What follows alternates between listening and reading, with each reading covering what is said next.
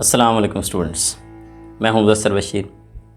आप सबको BFA universe में खुश आमदीद। स्टूडेंट्स, आज हम इस पासिंग फार्मूला जो कि मैथ 9th का हम लेकर चल रहे हैं उसके लेक्चर नंबर 3 के साथ हाज़िर हैं।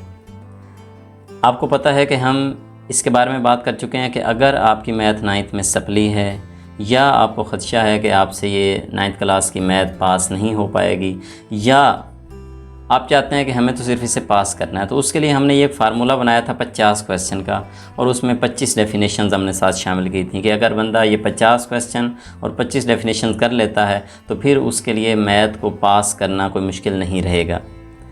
पहले 10 क्वेश्चन हम पहले 2 लेक्चर में कर चुके हैं, तो आज के लेक्चर में हम क्वेश्चन नंबर 11 से कोशिश करेंगे कि हम 7 क्वेश्चन हल करेंगे। 11 से लेकर 17 तक हम 7 क्वेश्चन इस लेक्चर में हल करेंगे। आइए बढ़ते हैं क्वेश्चन नंबर 11 की जानिब। आपको एक सवाल दिया गया, पेपर में इसी तरह आएगा कि अदाद 3/4 और 5/9 के दरमियान नातिक अदद मालूम करें। देखें, इस तरह का सवाल हल करना कोई मुश्किल नहीं है। जब आपको दरमियान में नातिक कहा जाए ना, तो आपने सिर्फ एक काम करना है और वो काम ये आपने यहाँ लिखना है दरमियानी नातिक अदद। और दरमियानी नातिक अदद किस तरह निकलता है? दरमियानी चीज़ को हमेशा निकालने के लिए 2 पे तकसीम किया जाता है, इसलिए आपने साइड पे लिखना है 1/2। और ये जो 2 रकमें दी गई हैं इनको आपस में आपने जमा कर देना है, 3/4 जमा 5/9। ख्याल रखिएगा यहाँ बराबर लगेगा, फिर नीचे बराबर है उसी तरह 1/2। अब ये है बटे वाली जमा, और बटे वाली जमा का जो क्वेश्चन होता है वो हमेशा ज़ुज़ाफ़ अक्ल से किया जाता है। पिछली क्लासों में आपने पढ़ा होगा, नीचे वाली दोनों रकमों का हम ज़ुज़ाफ़ अक्ल लेंगे और 9 और 4 का जब भी ज़ुज़ाफ़ अक्ल लिया जाता है वो 36 आता है।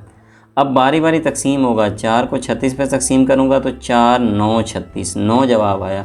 9 को ऊपर वाले 3 से ज़रब दी तो 9 3 27। बटे वाली जमा जिस तरह होती है मैं वो काम कर रहा हूँ। अब ये देखें, 9 को 36 पे तकसीम करता हूँ, इसकी बारी है। 9 4 36 और 4 को 5 से ज़रब दी तो 4 5 20 बन गया। ये मेरे पास रकम है। अब मैं यहाँ से आगे बढ़ता हूँ मज़ीद। अब आपने देखना ये है कि ये 1/2 है इस साइड पे, ठीक है। इधर ऊपर वाले आपस में जमा हो जाएंगे, 27 और 20, 27 और 20 को जमा करूँ तो बनता है 57 और नीचे हमारे पास है 36। अब ये जो बटा 2 हमने लगाया था शुरू में कि हमने इनको तकसीम करना है, तकसीम का मतलब ऊपर वाले को तकसीम करें, लेकिन ये ऊपर वाले को तो 57 को 2 कभी भी तकसीम नहीं करता। इसलिए आपने अब करना ये है कि ऊपर वाले आपस में मल्टीप्लाई रखने हैं, 57 1 57, और नीचे वालों को आपस में ज़रब दे देनी है, क्योंकि असूल यही होता है, अगर कटता है तो काट लें, वरना नीचे वाले आपस में ज़रब, ऊपर वाले आपस में ज़रब। इसलिए अब 36 2 72 हो जाएगा। तो इस सवाल का जो जवाब था वो ये जवाब है। हमें उसने कहा था दरमियानी नातिक अदद मालूम करें। हमने कहा दरमियान वाला फिर 1/2 होना चाहिए और इन दोनों को जमा करना चाहिए, और यूँ हमने उन दोनों को जमा करके, और जमा भी फिर बटे वाली बनी हमारी, क्योंकि ये बटे में था तो ज़ुज़ाफ़ अक्ल लेना पड़ा। और इस तरह हमारे पास ये 57/72। ये एक बेहतरीन क्वेश्चन है, पेपर में आने के काफ़ी इसके चांस होते हैं, इसलिए इनको बड़े ध्यान से कीजिएगा। अब नेक्स्ट क्वेश्चन की जाने बढ़ते हैं, क्वेश्चन नंबर 12। इस क्वेश्चन में हमें कहा गया कि आम शक्ल में लिखें, यानी कि उसने एक क्वेश्चन को जज़र की शक्ल में लिखा है।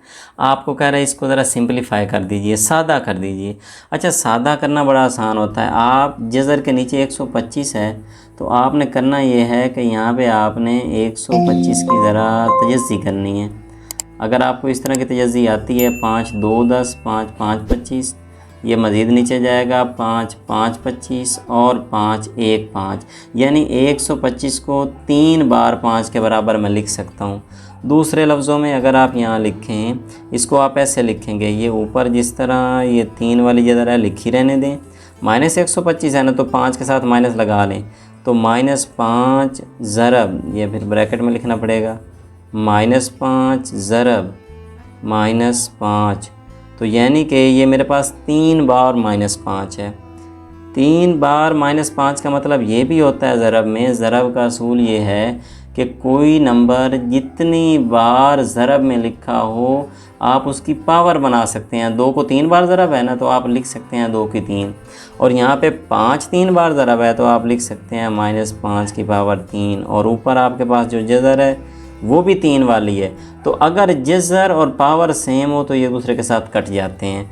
अब 3 के साथ 3 वाली जज़र कट गई तो बाकी आपके पास आंसर आया -5। एक सिंपल सवाल है लेकिन पेपर में बड़ी कह सकते हैं हम कि इसके आने के चांसेस होते हैं। तो -125 था, इसका क्यूब रूट इसको बोलते हैं इंग्लिश में, जज़र और मुकाब भी कहते हैं। 3 वाली जज़र मैं सादा अल्फाज में कह रहा हूँ ताकि आपने इसकी जज़र जब निकालनी थी तो आपने नीचे से पावर बनानी थी, वो भी इसकी 3 वाली। यूँ आपने फिर 3 से 3 काट कर इसका आंसर निकाल लिया। तो इस तरह ध्यान से सवाल करना है। अब अगले सवाल की जानिब बढ़ते हैं, आपको मज़ीद क्लैरिटी हो जाएगी। अब उसने लिखा 32 है लेकिन 4 वाली जज़र है। तो आप एक काम करें, यहाँ 32 की आप तजज़ी कर लें ताकि आपको पता तो चले कि क्या किसी की पावर 4 बनता है या नहीं बनता। 2 16 32, 2 8 16, 2 4 8, 2 2 4 और 2 1 2, 1 2 3 4 5, यानी ये 5 बार 2 बना है। इसका मतलब ये है, मैं अगर यहाँ लिखूँ तो इस तरह बनेगा, ऊपर जज़र 4 वाली और अंदर 2 कितनी बार है, 3 4 1 2 3 4 5 हो चुके। हाँ 5 बार, ये अगला ज़रब नहीं लगाते। लेकिन अगर इस 5 बार 2 को मैं 2 की 5 लिख दूं तो ऊपर तो 4 वाली जज़र है, तो 4 वाली उस 5 से तो नहीं कटेगी। 4 वाली जज़र तो अंदर पावर 4 से कटेगी। इसलिए अब मुझे ये करना है कि 1 2 3 4 4 मरतबा 2 अलहदा कर लेने हैं और 1 2 अलहदा रख लेना है, यानी 2 की पावर 4 अलहदा और 2 की पावर 1 अलहदा, ऊपर जज़र 4 वाली।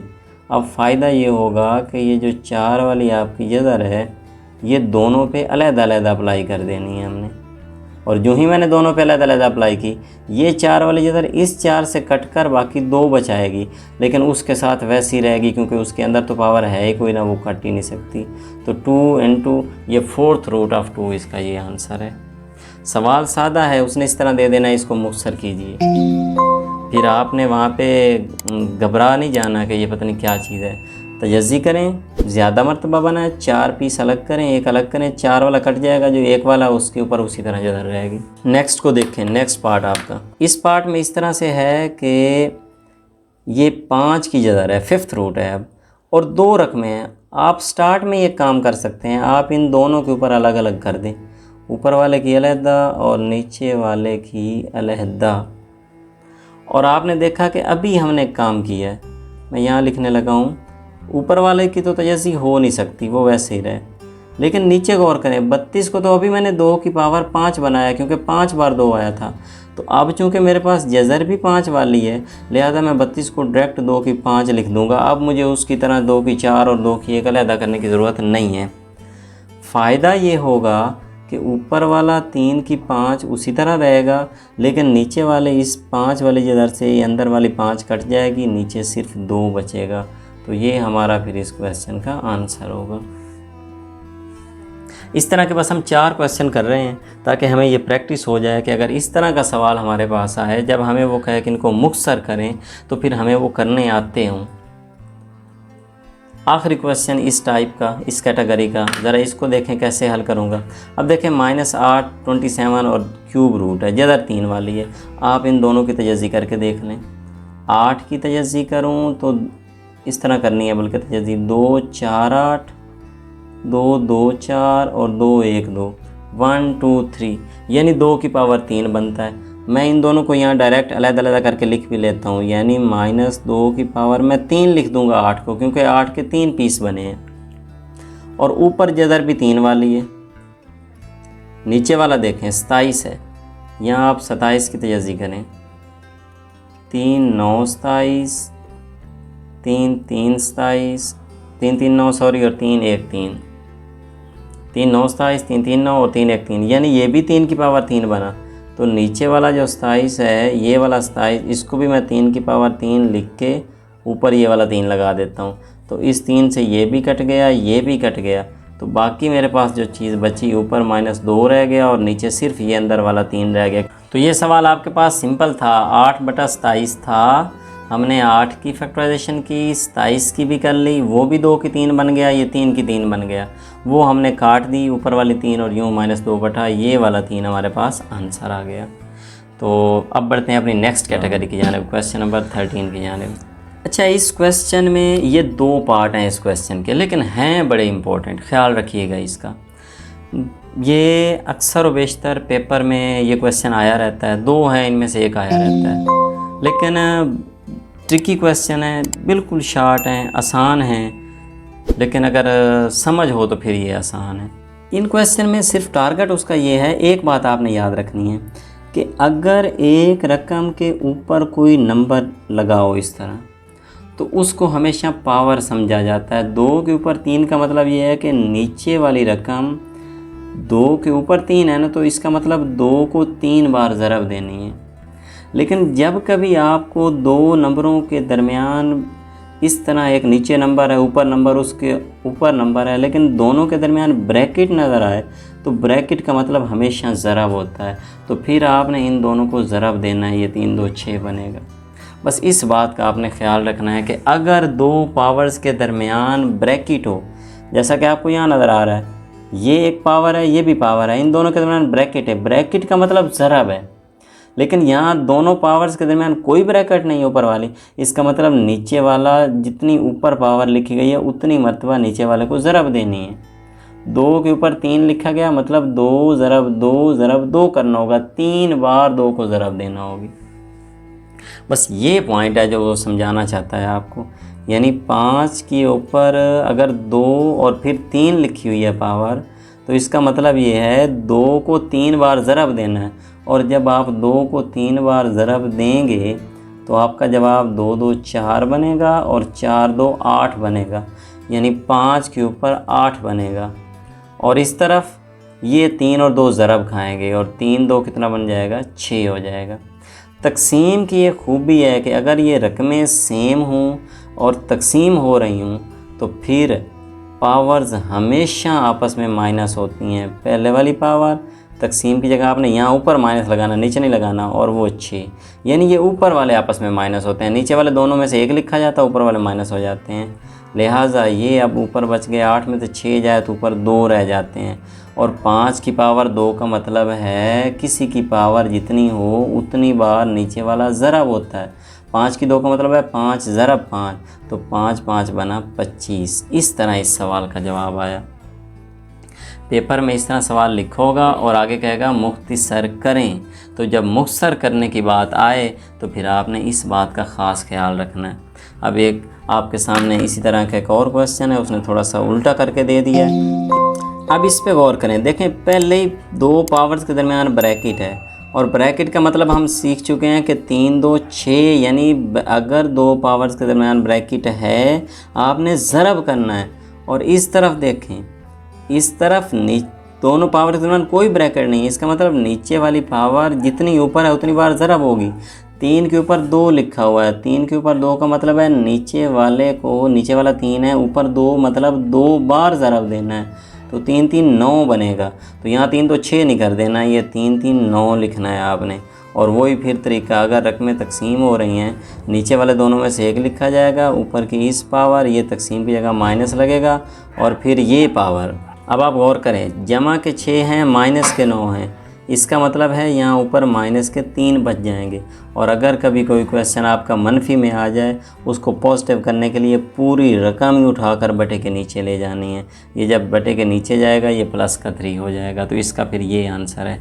ये दोनों सवाल आपने बड़े ध्यान से, बड़ी तसल्ली से करने हैं, और आपने सही इनकी प्रैक्टिस करनी है ताकि आपको इनकी सही समझ आ जाए और आपके ये हाथ पे चढ़ जाएँ, फिर आपको मसला न रहे। अगर आपको ये मुख्तसर करने आ गए हैं तो बढ़ते हैं क्वेश्चन नंबर 14 की जानिब। क्वेश्चन नंबर 14 है आज का हमारा। इस क्वेश्चन पे गौर करें कि इसमें क्या है। यहाँ लिखा हुआ है अयोटा की वैल्यू निकालनी है। आखिर आपने पहले भी काम किया हुआ है तो आपको कुछ आइडिया भी है। अयोटा एक हमारे पास नई चीज़ है, और अयोटा की जब कीमत निकालने को कहा जाता है तो हमें ये जानना है कि ये 2 पॉइंट हमें जानने हैं कि अयोटा कहते किसे हैं। -1 के ऊपर जब भी जज़र लगी हो उसे अयोटा कहते हैं। यानी कहीं जज़र के अंदर अगर किसी क्वेश्चन में हमें माइनस नज़र आएगा, हम माइनस ख़त्म कर देंगे और माइनस जज़र की जगह हम अयोटा लगाएंगे। और यहाँ से मैंने एक काम किया है, अगर दोनों तरफ मैं मुरब्बा लूँ तो ये इधर ख़त्म हो जाती है, इधर भी मुरब्बा आयोटा स्क्वायर।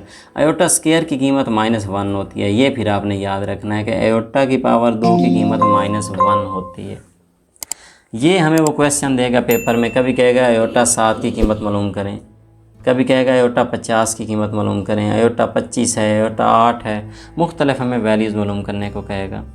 जब आपको मुख्तलिफ वैल्यूज़ मालूम करने को कही जाएँ तो आपने सिर्फ एक बात याद रखनी है कि आयोटा 2 की कीमत -1 है, बस आप ये जानते हैं और आप कुछ नहीं जानते।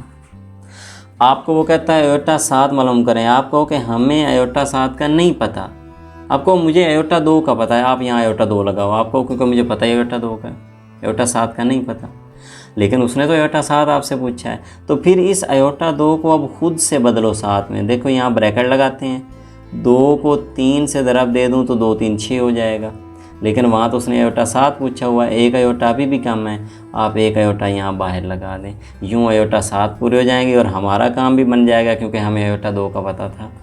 अब देखें आयोटा 2 के बदले अभी हमने देखा -1 है, हम यहाँ इसकी जगह -1 लगाएंगे और ऊपर पावर 3 है, 7 आयोटा है। याद रखना जब भी मनफी की पावर ताक हो तो जवाब मनफी में आता है और मनफी की पावर जुफ्त हो तो जवाब जमा में आता है। ये मनफी 1 की पावर 3 है ना, तो इसका मतलब मनफी ने 3 बार ज़रब होना है, -1 ज़रब -1 ज़रब -1। जब पहले 2 मनफी ज़रब होंगे तो जवाब जमा हो जाएगा, जब ये जमा अगले मनफी से ज़रब होगा जवाब मनफी होगा। इसलिए 3 बार ज़रब दी, फाइनल जवाब माइनस में आएगा। 4 बार ज़रब दूंगा जवाब जमा में आ जाएगा, 5वीं बार ज़रब दूंगा फिर माइनस में आ जाएगा। इसलिए हम ये कहते हैं कि अगर जो ताक अदाद हैं, अगर तो पावर ताक है 1 है, 3 है, 5 है, 7 है, जवाब मनफी में आएगा। और अगर पावर जुफ्त है जैसे कि 2, 4, 6, 8 तो फिर आपका जवाब जमा में आएगा। यानी डायरेक्ट हमें पता चल जाता है। आपने बस ये याद रखना है -1 की पावर 3 है, जवाब माइनस में आएगा, -1 और आगे तो आयोटा अकेला है साथ, -1 को आयोटा से ज़रब दूंगा माइनस आयोटा जवाब आएगा, सिंपल। लेकिन याद रखना अगला क्वेश्चन देखें आपको मज़ीद क्लैरिटी होती है। आयोटा 50 पूछा, आपने फिर वही कहना मुझे आयोटा 50 का नहीं पता, मुझे तो आयोटा 2 का पता है। वो 50 का पूछता है तो अब आयोटा 2 से 50 पे पहुंचो, जिसका आपको पता है उससे 50 बनाओ। 2 का मुझे पता था, बाहर 25 से ज़रब दे देता हूँ, 25 2 50 पूरा हो गया।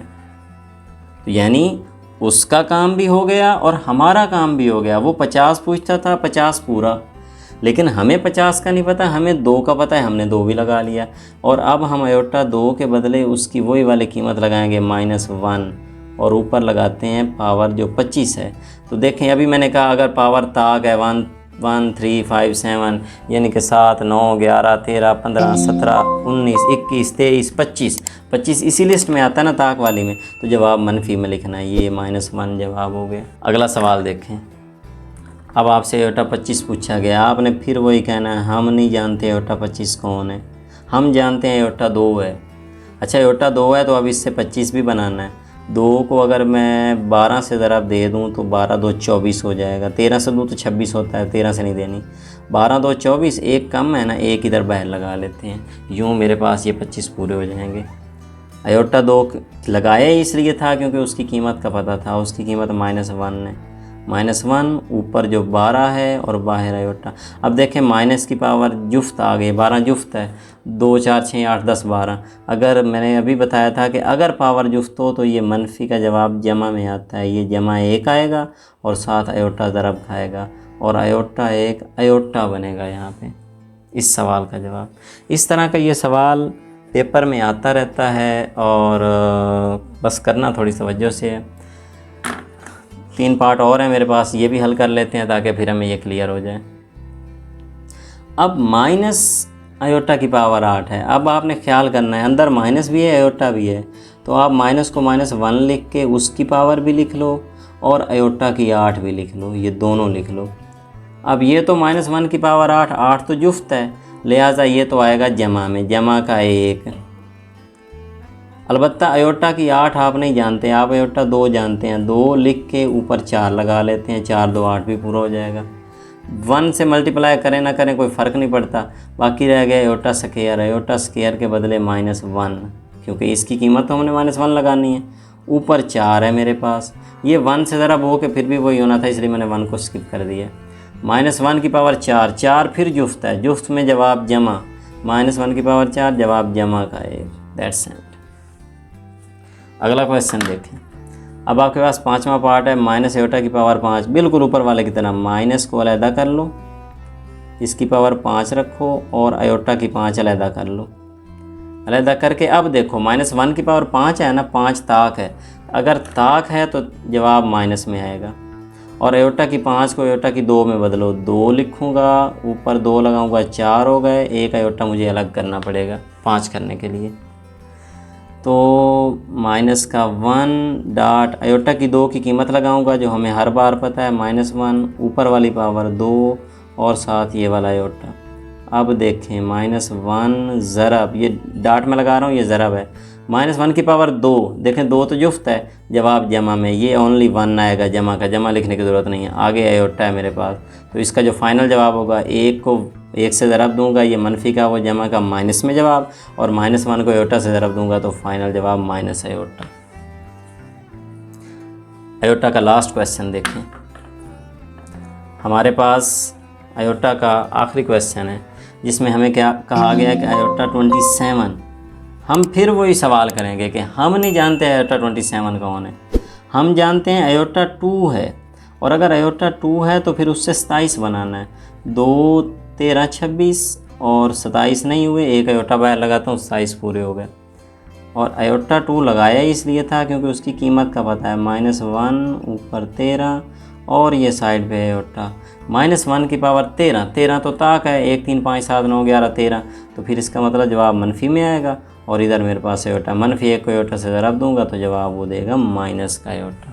तो इस तरह ये आयोटा के आपने सवाल करने हैं, ये बड़े अहम सवाल थे, एक तो ये मुख्तसर करने वाले, और दूसरा ये आयोटा के हमने 6 जुज़ किए हैं ताकि हमें आयोटा की कीमत निकालनी आ जाए, हमें पक्की हो जाए ये कीमत, इसकी प्रैक्टिस करनी है। तो अब बढ़ते हैं क्वेश्चन नंबर 15 की जानिब। क्वेश्चन नंबर 15, 16, 17 बस आगे से हम एंड कर रहे हैं। तो क्वेश्चन नंबर 15 देखें, इसमें हमें ये इस तरह आपको रकम दी जाएगी शॉर्ट क्वेश्चन के तौर पे, और आपको कहा गया कि x और y की कीमत मालूम करें। ये बड़ा आसान सवाल है, जब बराबर लगा हुआ है और एक रकम इधर लगी हुई है, इधर लगी हुई है, उधर भी आयोटा, इधर भी आयोटा, तो इसका मतलब आपने जस्ट मवाजना करना है। मवाजना कैसे करना है, आपने यहाँ लगानी है सेंटर में लाइन, सेंटर में लाइन लगा के इस तरफ आपने लिखना है हकीकी, इस तरफ आपने लिखना है इमेजिनरी, क्योंकि आयोटा वाली रकम को हमेशा इमेजिनरी कहते हैं और जो आयोटा के बगैर होती है उनको हकीकी कहा जाता है। तो आपने दोनों तरफ इधर हकीकी का मुकाबला करवाना है, इधर इमेजिनरी का मुकाबला करवाना है। इस सवाल में आपने हकीकी का मुकाबला करवाना है कि बराबर के इस तरफ हकीकी कौन है। देखें जिसके साथ भी आयोटा नहीं लगा हुआ वो हकीकी है, बराबर के इस तरफ 1 और x हकीकी हैं, तो मैं बराबर के इस तरफ x + 1 लिखूँगा, और बराबर के उस तरफ हकीकी कौन है, इसके साथ आयोटा लगा हुआ है, ये 4 हकीकी है क्योंकि इसके साथ आयोटा नहीं लगा हुआ। मुकाबला करवाने जा रहे हैं हकीकी और इमेजिनरी का। हकीकी का मुकाबला करवाया, बराबर के इस तरफ वाले भी लिखे, इस तरफ वाले भी लिखे, तो x + 1 = 4 बना। तो यहाँ से आपने x का जवाब निकाल लेना है। आपको पता है कि 4 और ये जमा का 1 इधर से जब उधर जाएगा, उधर जाकर माइनस का 1 हो जाएगा, यूँ x बराबर हो जाएगा 3 के। जब हम इमेजिनरी का मुकाबला करवाएंगे तो फिर हमने देखना है कि बराबर किस तरफ आयोटा वाला कौन है, इस तरफ कौन है। इस तरफ गौर करें तो आयोटा वाला सिर्फ y है क्योंकि y के साथ आयोटा लगा है, और उस तरफ गौर करें तो आयोटा वाला -3 है क्योंकि -3 के साथ आयोटा लगा है, लिहाजा y बराबर है -3। आपने दोनों जवाब निकाल लिया, आपने x का जवाब भी निकाल लिया, y का भी निकाल लिया। आपको कहा गया था कि x और y की कीमत मालूम करें।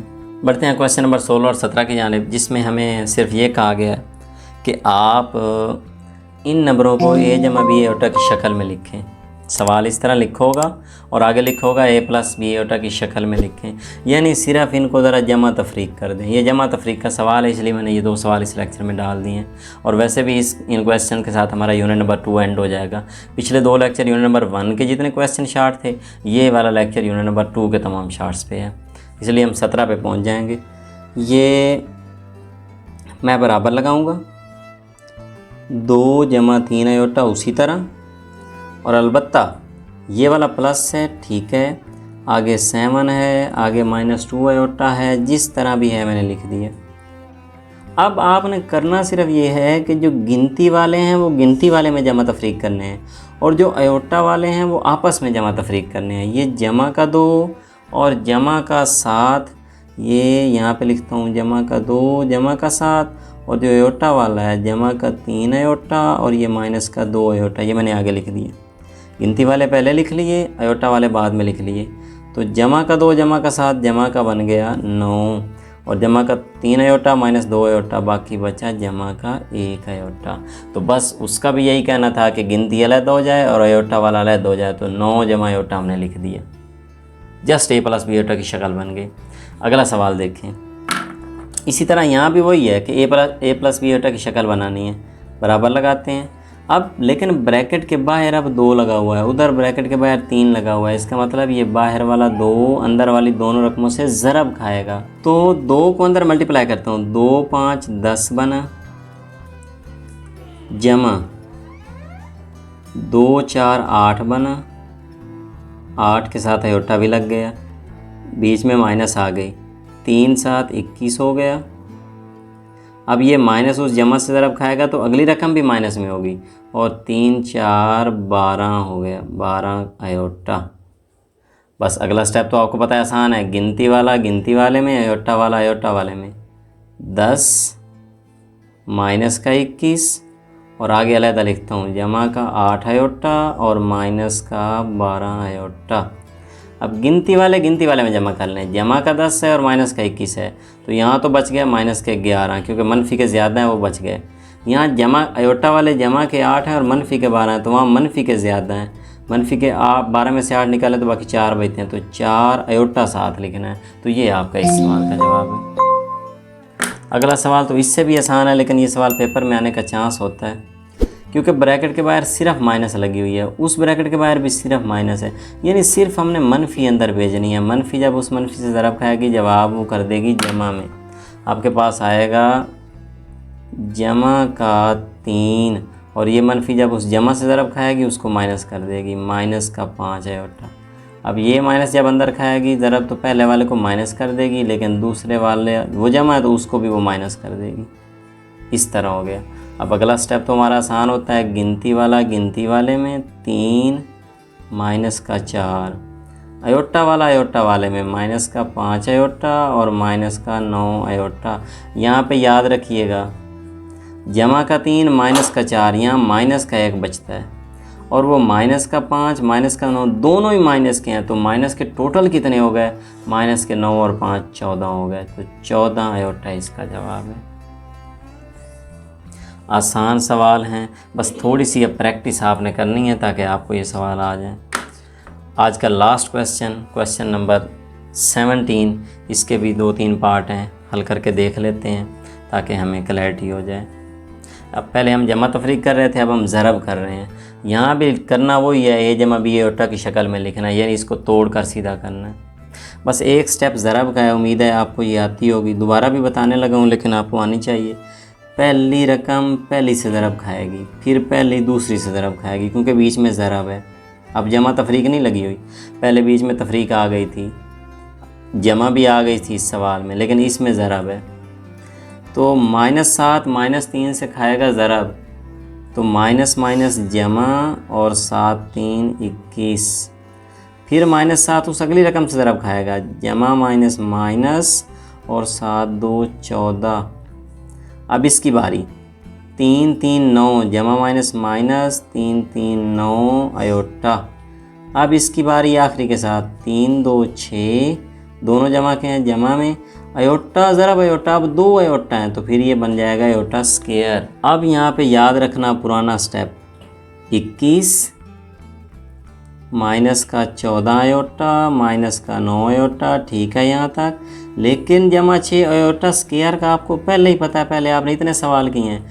अयोटा स्क्वायर के बदले -1 लगाना है आपने। अब आपका सवाल इस तरह बनेगा, ये गिनती वाला है, ये 2 अयोटा वाले हैं, मनफी के 14 और मनफी के 9 दोनों ही माइनस के हैं, तो ये माइनस का बन जाएंगे 23 अयोटा।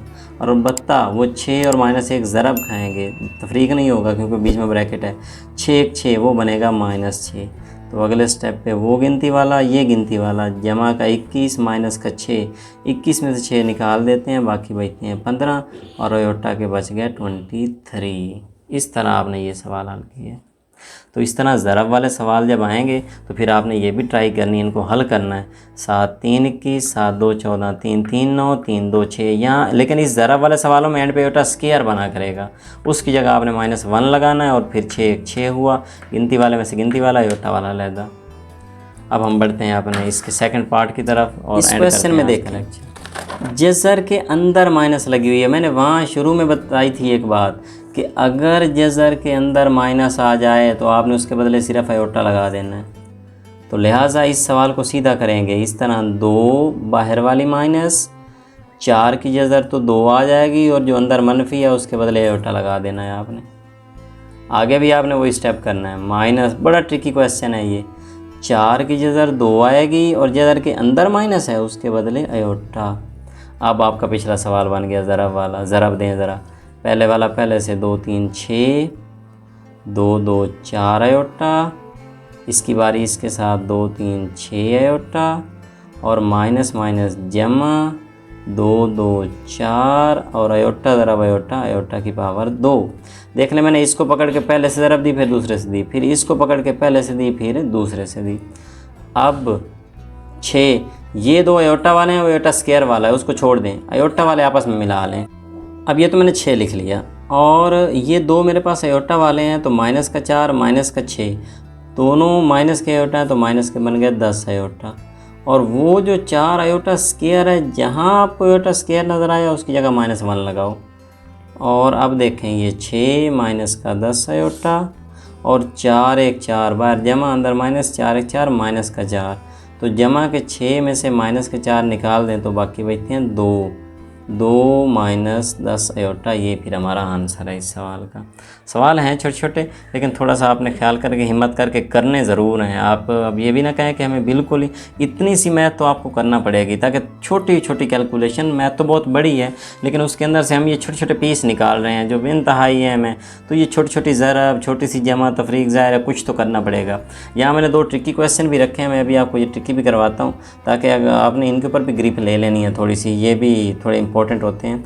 अब जैसा कि ये सवाल है, इसमें थोड़ा सा आपने ना, अब है तो फार्मूला लेकिन शुरू तो 6 क्लास से हो जाता है, लेकिन आपने हिम्मत करके इस फार्मूले को याद करना है, क्योंकि 2 रकमें माइनस में ऊपर पावर 2 लगी हुई है। इसका मतलब मुरब्बा हमसे पूछा गया है। a माइनस बी का मुरब्बा आपने सुना होगा, a square minus 2ab plus b square होता है, यानी पहली रकम का मुरब्बा a square minus 2 into a का मतलब पहली रकम, इंटू b का मतलब दूसरी रकम, 2ab 3 aorta plus b square, आगे जो 3 अयोटा है इसका लगा दूंगा मुरब्बा। अब यहाँ पे मुरब्बे से जदर कट जाएगी, 5 रह जाएगा। ये वाला गिनती सिंपल गिनती से ज़रब होगा, जदर वाली गिनती से ज़रब नहीं होगा, याद रखिएगा। 2 5 10 नहीं करना आपने, 2 3 6 कर लें आप, 5 की जदर वैसे ही रखें और 7 अयोटा रखें। गिनती सिंपल गिनती से ज़रब, जदर वाली से नहीं। उधर आ जाएं, मुरब्बा है, 3 का भी मुरब्बा बनेगा, अयोटा का भी बनेगा। 3 का मुरब्बा 9 और अयोटा का मुरब्बा अयोटा की 2। तो अब सवाल वैसे तो हल हो गया था, लेकिन मसला सिर्फ इतना आ गया कि अयोटा की 2 बन गया, और जहाँ अयोटा की 2 आए उसके बदले -1 लगाना ज़रूरी है। तो जमा का 5 माइनस 6, 5 की जगह अयोटा, और ये 9 1 9 माइनस का 9। अब देखें, जमा का 5 है और ये गिनती वाला माइनस का 9 है, अयोटा वाली रकम को नहीं छेड़ना। माइनस का 9 जमा का 5, बाकी बचा माइनस का 4, क्योंकि 9 में से 5 चले गए, और ये वाला जो है ये उसी तरह लिखा रहा जैसे था। इस तरह आपने इस सवाल का जवाब निकाला है।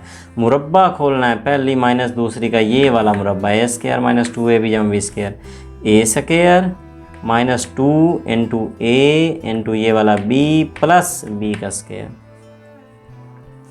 इस तरह का ये आखिरी सवाल देख लें, और ये छोटे से 2 ट्रिकी थे। आखिरी सवाल में ये है कि 2 रकमों की है तो ज़रब, फिर है वही ज़रब, इन अगले सवालों में सारी ज़रब ही हो रही है, लेकिन इस रकम के ऊपर ही एक लाइन लगी हुई है। इस लाइन को कहते हैं कॉन्जुगेट, और इस लाइन का मतलब होता है अंदर वाली अलामत बदल दें, आयोटा की अलामत बदल दें। -2 आयोटा है, इसको +2 आयोटा कर दें। लाइन का ये काम है अलामत बदल देना।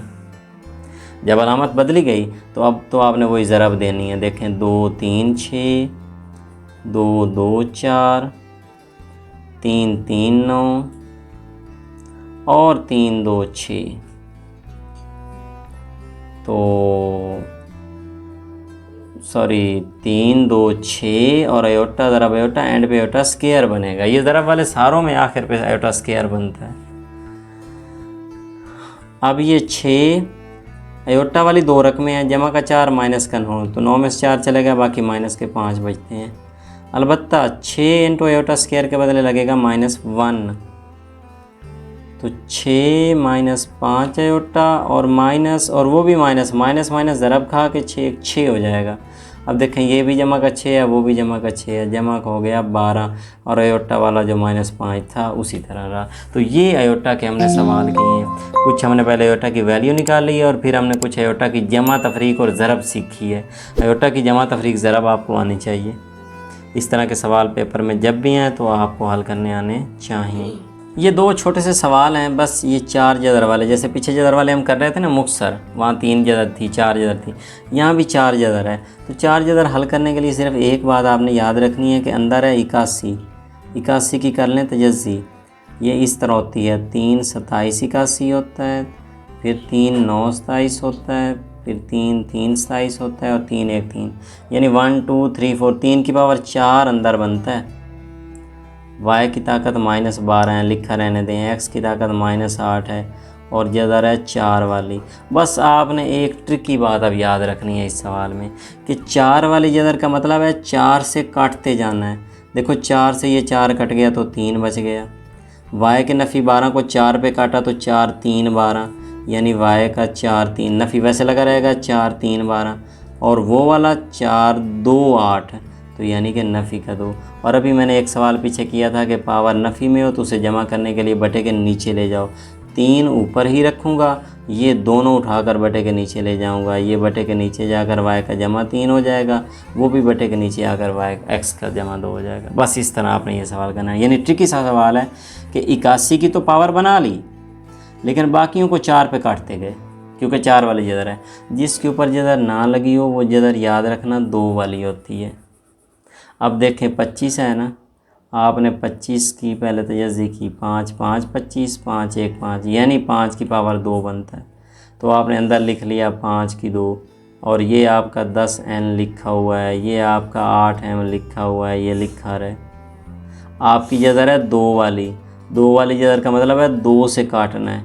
देखो 5 की पावर 2 कट गई तो 5 रह गया, इसको 2 पे काटेंगे तो 2 5 10, n नहीं कटेगा, सिर्फ 10 कटेगा। 2 वाली जगह है ना, 2 5 10, 5n आपका बच गया, x की पावर 5n, और ये बना y की पावर, ये 2 4 8, तो y की पावर 4m बन गया, क्योंकि 2 को 8 को काटें तो 2 4 8 होता है। तो ये एक्चुअली मैंने आपको एक ट्रिक बताई है कि आप डायरेक्टली इस तरह सवाल कर सकते हैं। वैसे तो हम इसको और तरीके से करते हैं, लेकिन आप लोगों के लिए बड़ा शार्ट करके इस सवाल को मैंने किया है ताकि आपको इसकी समझ आ जाए। 2 स्टेप्स में ये सवाल ख़त्म हो जाता है। तो ये 2 शार्ट सवाल भी साथ याद रखने हैं। आज हमने क्वेश्चन नंबर 11 से लेकर क्वेश्चन नंबर 17 तक किए हैं। इंशाल्लाह नेक्स्ट लेक्चर में हम अगले क्वेश्चन करने की भी कोशिश करते हैं। तो हमारे 50 पे हमने जाना है, तो बस हम बड़ी जल्दी 50 पे पहुँच जाएँगे। आपने बस ये करना है कि सवालों को अपने रजिस्टर पर नोट करते जाएँ और फिर हल करते जाएं, बार बार प्रैक्टिस करके देखें। आप अपने आप को टेस्ट दें, कोई सवाल लिखा और उस सवाल को फिर हल करके फिर दोबारा नोट्स पे आके चेक किया कि आया कि मैंने सही किया या गलत किया है। और वैसे भी आप लोगों के लिए तो ये है कि आप लोगों ने चूँकि ये शार्ट करने हैं, आप इस लेक्चर को कम से कम 2 बार 3 बार सुना करें। एक बार सुना, फिर एक दिन ठहर के फिर सुना। आप इसको पक्का कर लें तो इंशाल्लाह हम अपने नेक्स्ट लेक्चर में जो बकिया क्वेश्चन हमारे रहते हैं हम उनको हल करेंगे, और इस तरह हम बहुत जल्द अपने 50 क्वेश्चन मुकम्मल करके फिर डेफिनेशन और MCQ हल करेंगे, और यूँ हम ये सिलेबस अपना कवर करने की कोशिश करेंगे। तो नेक्स्ट टाइम मिलते हैं, तब तक के लिए अल्लाह हाफिज़।